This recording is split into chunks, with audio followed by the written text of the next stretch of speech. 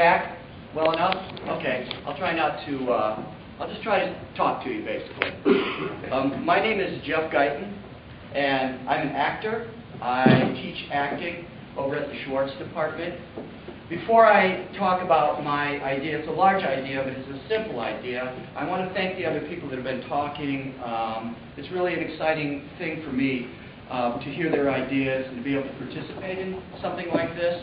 But I promised my 10-year-old daughter, Roxanne, I told her, I said, I've been challenged to try to think about myself and come up with an idea from myself, an innovative idea that might help the world a little bit. And she said, Daddy, cars with 4 bulbs instead of wheels.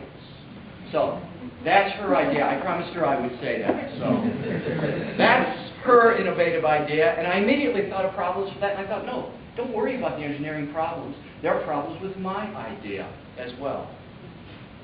I love telling stories. I think I'm essentially a shy person, actually. And early on, I started telling stories about myself and about my family. Sometimes they're absolutely true, and sometimes they weren't perfectly true. But storytelling. And we live our lives by narrative, by storytelling. The Bible, the Quran, the Torah, these are great, great narratives. I have a really strong desire as an artist, as an actor right now.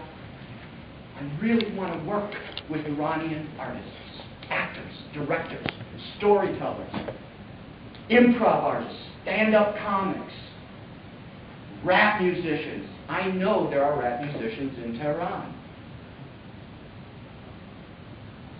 I am upset every day that we are leaning towards a conflict with Iran. I've worked with Iranian filmmakers. If you get the opportunity, see films by Amir Nadiri. He does little guerrilla films in the Lower East Side in Manhattan, straight out of Tehran. His crew, they all speak Farsi. They're fabulous people. Artists know this about each other. We know that we have commonalities, that we all love and need love, that we want to laugh, that we cry when we hurt. Artists from I love that there was the idea of the playground with Israelis and Palestinians. My idea is to have exchanges of artists, an old idea, but we've always done it wrong. We've always had détente and a peace agreement and diplomats, and after all the business agreements are done, then we have the window dressing of cultural exchanges. The Bolshoi comes here. We send Death of the Salesman there. We have the Peking People's Opera here. We do not do cultural exchanges with countries with whom we are drifting towards conflict. We need to be exchanging artists and making each other laugh and cry and creating new narratives with Iran now, with Abkhazia and South Ossetia, with Afghanistan. So, stories, tell stories. I'm going to tell you an anecdote. It is just an anecdote. It's what actors do when they get together. You don't know each other. You go to Cleveland, and you're in the Cleveland Playhouse, and you know you're excited and nervous, and you go through some rehearsals, and finally you sit with the other actors in the company, and you have a glass of scotch, and you start relaxing, you start telling stories. Oh, you worked with him? I worked with him. Oh, let me tell you a story about him, and off you go. And all of a sudden, very quickly, you become a family of artists, a family of people with commonalities and shared hopes and dreams. Let me tell you a story. I was very lucky. When I came out of the University of Michigan, I didn't feel like I was a very strong actor. I needed to learn a million things, but I had a great teacher, a mentor, Nicholas Pennell, and he was a great actor at Stratford, and I got an interview, and I struggled through it, and my God, if I didn't get that job. So I showed up at this theater company, 23, 24 years old, insecure, afraid of my skills, in a company with Maggie Smith, Peter Ustinov. Maggie Smith had a long, long, beautiful career, but you'll know her maybe as Professor McGonagall in the Harry Potter series. So I worked with people like that who were great stage actors, some of whom have film actors, so you would know them, mostly not. And I found myself, first off, I was an apprentice, and I taught movement there. And next year, they liked me enough. I came back as a journeyman. I ended up there 4 seasons. In those 4 years at Stratford, at the Great Stratford Shakespeare Festival in Canada, I had one solo curtain call. And I'm going to tell you about that one solo curtain call. I was in a production of Friedrich Dürrenmatt's The Visits, German expressionist play. And it was directed by Jean Gaston. He was a French-Canadian director. His nickname had been the Gay Monk. That's another story. I won't go there. But he was a fantastic. You are beautiful and brilliant. You are going to be wonderful in this play. Or, today I'm so disappointed in you, Mr. Guyton. You cannot do what I want you to do. You will, I know. So he was this almost a caricature.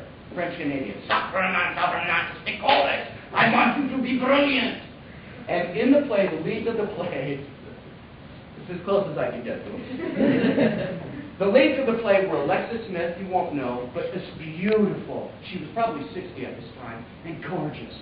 She had been one of Gene Kelly's dance partners in those 50s dance, beautiful films, musicals.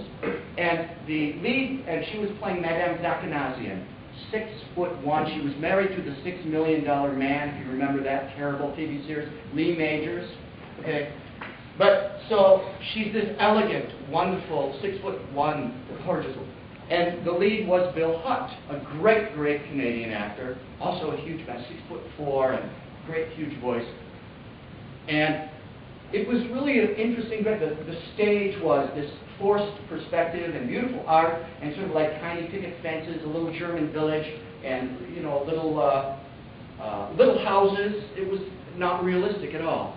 Anyway, opening night, we were all excited, and Jean felt that our curtain call was too simple. It wasn't extravagant enough, and everything he did was extravagant. So he called us up 40 minutes before the curtain went up and said, everyone, I know you're going to be beautiful.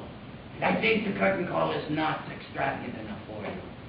So if they love you, and I know they will, I want you to go off, and I will have a special curtain call. Look for your cue light. The cue light is a little red light. And if it goes off, on the stage you go. It's your turn.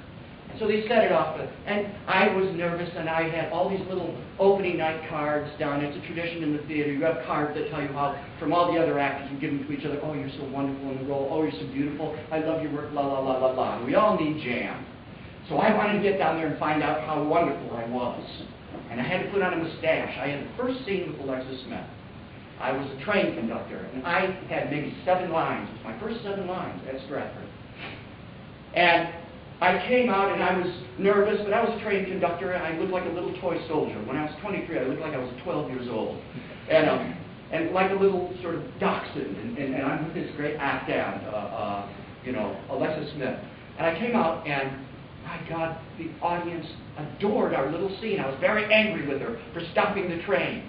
And they laughed at everything I said. I never dreamed that.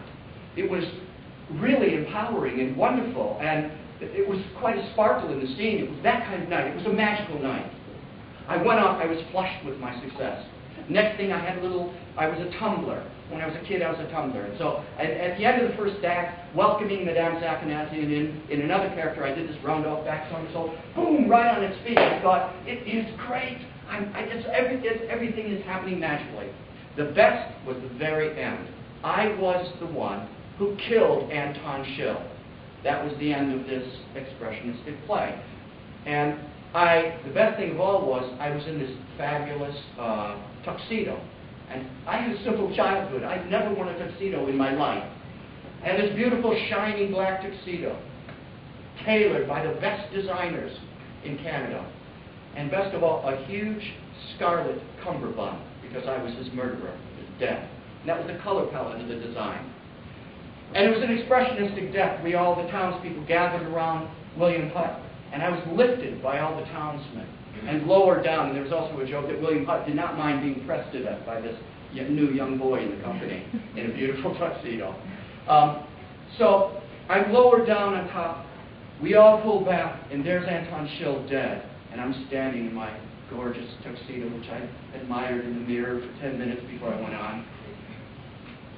And that was the end of the play. Huge applause. It wasn't for me, obviously. Anton Schill, Bill and Alexis and Jean had done this beautiful job. I was a young actor. And applause was immense. And I ran off, and I was like so excited. And I looked up, and there goes the little cue light. Now, mind you, when he was giving the directions, at the end of the directions, I said, I got that. I'm going to go to my friend. If there's anything different, you tell me. He didn't say anything to me. Light went off. I jogged out in front of 800 people, all the press. The $6 million man, Lee Majors, in the front row. And I was the only person on stage. That was, the first call was for Bill Hutt and Alexis Smith, the stars of the show. And the audience was applauding enthusiastically, but people were reaching for their programs, going, Neva, who's that boy? I don't really... And I thought, no, say it. And I turned to Bill and Alexis in the wing, and I went, oh, come on, out. They were clinging to each other out of embarrassment for me. And they both went... And I turned to all my friends at the corner ballet, like 30 actors over here, who were pissing themselves laughing, and I went to the audience, that's all right. I went, oh, come on, out. And they were all like, you gotta kid me. So I thought, you know what? I turned back, the audience was not applauding so loud anymore, and they just absolutely looked quizzical, why him? And I thought, you know what, if you're going to take a curtain call, take a curtain call. And I did one of these stupid rock and roll things, you know, like, oh, thank you, Cleveland. And I went like this. And when I did that, I did a really low bow and went BAM! On one of the picket fences, on the point of the picket fence, and nearly knocked myself out. I sort of staggered around, and, you know, head wounds, it wasn't a bad head wound, but head wounds bleed. And like a little crimson rose, it went boom, out of my forehead. I went, oh, blood.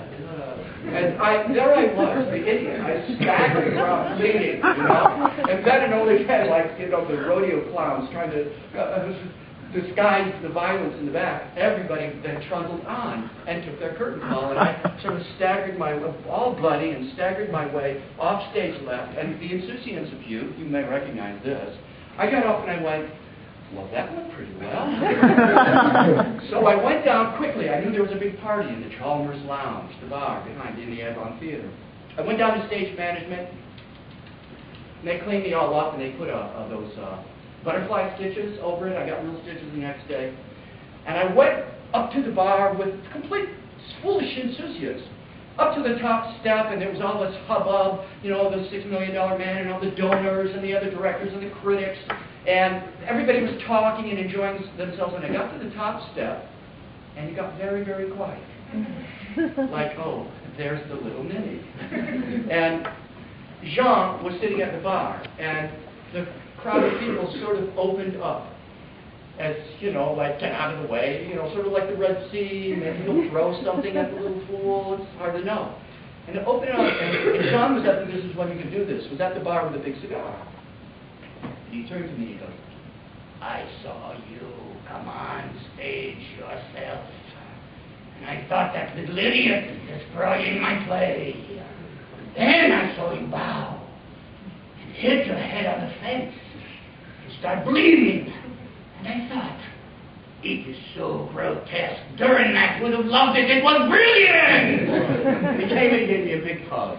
And all forgiven for my foolishness. So that story actually happened to me. I've got about 30 of those. Every actor does. It's what we do. We tell stories. My dream is that there be a festival of artists, stand-up comedians, improv artists, sketch artists, that there be right now a place where Iranian directors, they have fabulous theater directors, can work with American actors and improv people and develop narratives, alternative narratives, and that American directors can work with Iranian actors, that there be exchanges of sculptors and painters and comics. A friend of mine, one of my colleagues, I started these conversations with what will I say, what will I say? And all of us, and he said, you know, the front lines of every infantry should be stand-up comedians, because when you make people laugh, you cannot shoot them. So it really is a real dream. It's inchoate, it's unformed, and I'm so grateful to be able to address this group of people and to be invited here, because I started thinking about this. I've worked with so many artists from St. Petersburg and Iran and Canada and England, and I've worked with artists from everywhere, and we have a commonality. We have an understanding that really there should be, at the very least, no violence. We will have conflicts. We will have competitions with other countries and competitors. We'll compete with China. But there must be exchanges of those of us who have learned to listen deeply and whose art is about empathy. When you play 8 different people, I played a Jewish man trying to save his family in the Holocaust. I played a drill sergeant. I played a murderer. I played a king. And when you put on different clothing, it's this incredible alchemy. When you're an artist and an actor, you are yourself, but you start finding out what it's like to be someone else. And as soon as you do, all the empathy we talk about, all the understanding that we have a commonality and mutual needs comes to the fore. So all my idea really is to have exchanges of artists before they con, before the conflict, now, right now, to encourage the kind of understanding that Playground encourages back and forth. So we all understand that we are on the globe together, we all have commonality and equal needs, and that there is a reason to love each other and celebrate the fact that we share the globe together. And a car, 4 balls instead of wheels. Okay, thank you very much.